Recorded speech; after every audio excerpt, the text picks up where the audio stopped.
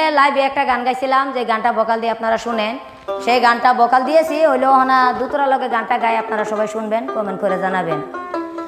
ববে সব সারিলাম, পাগল হইলাম নিটুর বন্ধুর লাগিয়া।